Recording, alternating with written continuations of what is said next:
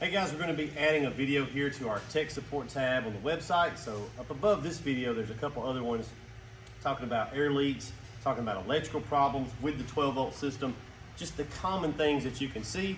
This is a related topic, but it's really something that should never happen. If this happens, it means it's really a user-induced problem. Now, this problem we're going to talk about in this video here will make you think that it's a plumbing problem, or well, it really is a plumbing problem. It'll make you think you've got a bad battery, bad wiring. It can have some kind of ghost symptoms that can lead you down the wrong trail. So last week we had a dude brought a mini skid back here to the shop, and he had swapped his pump. He had his original pump died on him. He put a new pump on. That pump wouldn't work right. He put a new pump on again. That pump wouldn't work right. So he starts freaking out, and he pulled up here at the shop to buy a third or fourth pump at this time. Went outside and I said, what's going on here? Well, I swapped pumps. It's, there's pumps ain't working.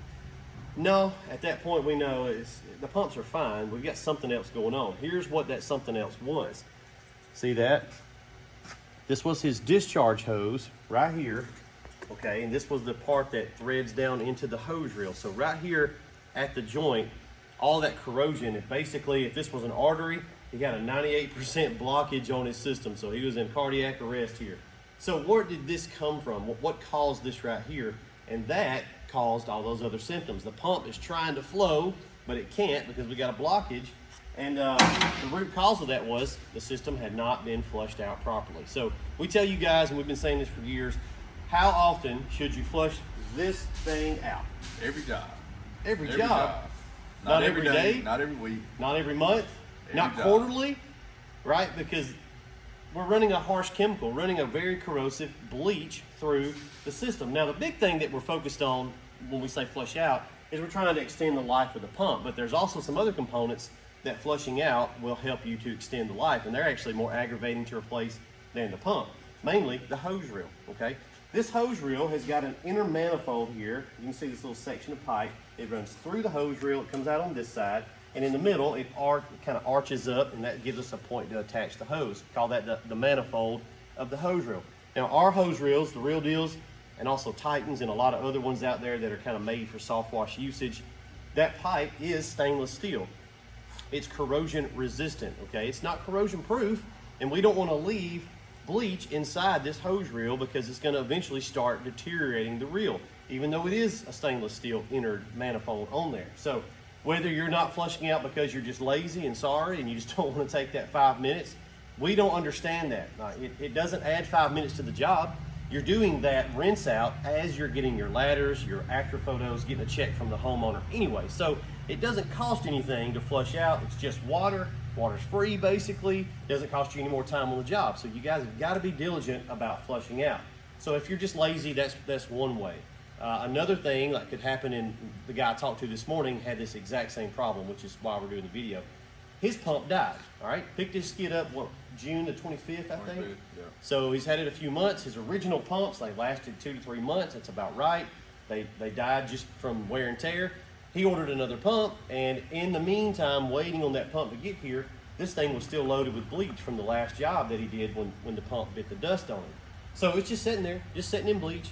And this morning I was talking to him, I said, hey, you really need to make sure you're flushing these pumps out. He's like, well, I don't have a pump, right? I was waiting on it to get delivered. Well, you do, because you got an Alumax, and he's got a whole nother pump on that side over there. So ideally, and he gets this now, we kind of explained it, he should have took that pump off, brought it over here, hooked it up. Takes about, 4 minutes to do that? Yeah. At least hook that up, flush water through the system. That way in that week, 2 weeks that you're waiting to get your new pump in the mail, this is not sitting here rotting and just sitting and bleaching, deteriorating and rusting the whole time. Honestly, the best thing you should do, guys, keep 2 or 3 pumps on hand. Just keep 2 or 3 of them. They're very cheap. Keep them in the garage. It's not smart to wait till a pump dies to order another pump. I think a lot of guys that are buying Alumaxes or trailers, because we've provided them 2 systems, they just forget it. Well, I got another system, I can keep working. That's true, but at what cost? If you're not going to keep a spare pump in the garage, at least grab that working pump, pull it to this side, flush this system out, and then basically say put it in storage, but you're putting it in storage without bleach sitting in it, which is going to ruin the inside of this hose reel. So here's what we do. If we think that's the case, if you're doing that self-evaluation and you say, I don't think I flushed it out as good, I'm getting some gremlins, maybe I'll send you the link to this video. here's your steps to follow that we're going to see if that's the problem. Number one, we may not know that this is the problem initially, so how do we get to this knowledge point? The first thing we would do is start checking voltage, because it's usually going to manifest itself as a possible power voltage issue. So what we're going to do, come around this side. Dustin's got a voltmeter. Look, buy one, okay? Your livelihood is dependent on an electrical based system. You need to own one of these. They're like 25 bucks. So we've got a voltmeter, a DC voltmeter. We're going to come in here and check the battery, okay? We're going to start at the source. So we've got two batteries in here. This battery is for that pump. Here, I'll hold it for you. And we're going to see. We should have somewhere between 12, 13 volts. And we do, 12.60 volts. Okay, roger that. That tells us our battery's good. That tells us our charging system is working like it should, because we've got a good battery and it's charged up. The second thing we would do is come right here to the port. This is the next kind of juncture in the system, right here at this 2-pin port. Now, I got to cut the switch on so that it powers to this point, and we should get the same voltage here, okay? Boom. If you hold, it's kind of hard to hold it just right. 12.60, the exact same voltage. So what do we know there? We know that our battery's good. We know that our switch is good. It's getting power through the switch, and we're getting power right here. Now, if this was showing, if it's corroded, if it's got a bunch of crap built up here from bleach or whatever, and we're not getting the same voltage or really close to the same voltage, we know that we're losing power between here and here, and we got to start troubleshooting that little section there just to get our wiring straight. Okay, but now we know what? It ain't a wiring issue. Wiring good. Everything on the electrical side of the skid is fine. It's good to go. Now, is the pump bad? Well, if you just put a brand new pump on it, 99.999% chance the pump is fine. If you suspect that you've got a pump out of the box that might be bad, again, you got another pump over there that's working right now. So snatch it off, pull it over here. You know that pump's working, put it on, see if you got the same problem. If you do have the same problem, what does that tell you? It's not a pump problem. We know it's not an electrical problem. So where do we go from there? Here's where we go, and this will be my next guess. Pump's not running right, blowing fuses, doing all kinds of crazy stuff. Here's a couple things you can do. You could disconnect it right here. We got a little drip we got to fix. We could disconnect it here on the discharge side of the pump, just pull our barb out and see if the pump flows. What we're doing is we're eliminating the hose reel from the equation. You could take it off right here. That would be probably the easier one to get to. Take that clamp off, heat the hose up, pull it off the barb, and then fire the pump up, okay? And if it comes on and runs like crazy and everything's great, all right, something's going on inside this hose reel. We had a guy in Louisiana, all it was a kink buried down in the hose reel. He had a helper out there. The helper reeled the reel up backwards. And take a look right here, guys. You can spin this one around and show you. See right here where it joins, there's a little bit of a flat spot. Well, if that's just completely flat, that can cause this same problem. Or it could be corrosion like we saw here in this example. Here's what we would do. Grab your wrench, put it right here. This is how you're supposed to take these loose. On the end of the handle here, squared off. Take your adjustable wrench, put it on the handle, and we're gonna break this loose, okay?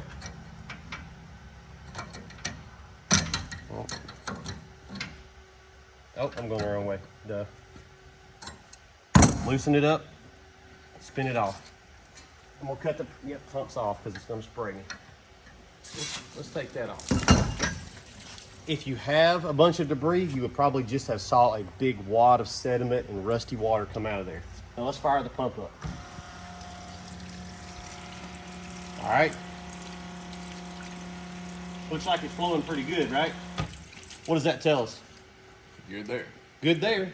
The hose, it's working again, okay? So we may have trash built up, and it's probably gonna be right where this joins, because that's the first kink's kind of restricted spot, so that corrosion is gonna pile up right there. It's just like a sink, a clog in a sink. It's gonna find the first elbow and clog up a whole lot.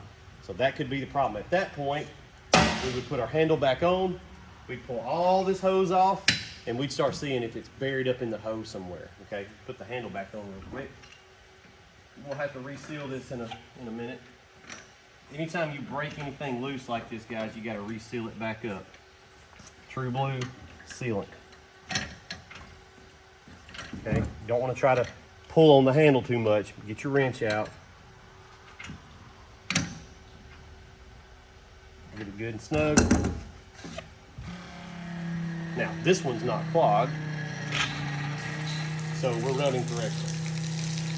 If I couldn't get it to spray here, then I would pretty much know we've got something in this hose that's a chunk of something, a kink, something's crazy going on. Pull all your hose off. See how we work through that. We troubleshot from electrical, and how long did this take us to do? From electrical to the very end of the system, 5 minutes. just a 10 few minutes. So you got to start working through these things. It's got to have flow. It's got to have the ability to flow. It's got to have power. And it's got to have the ability to suck the liquid up properly so that it can prime. If you got all three of those things, you should be good to go. So hope that helps. Did I forget anything? I don't think so. Very simple. Don't overthink it. It's, I said electrical, plumbing, start with electrical.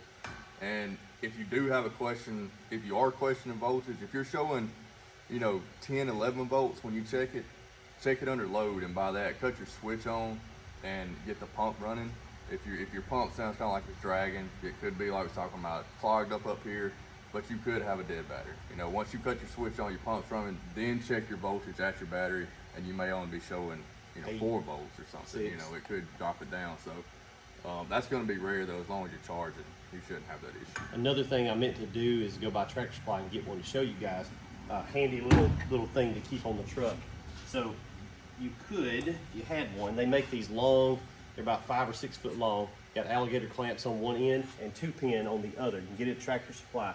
You could plug this up here and then manually come around and clamp it on your battery post just to verify that all this electrical is good. But if you got a meter, you can do the same thing. So pretty easy, okay?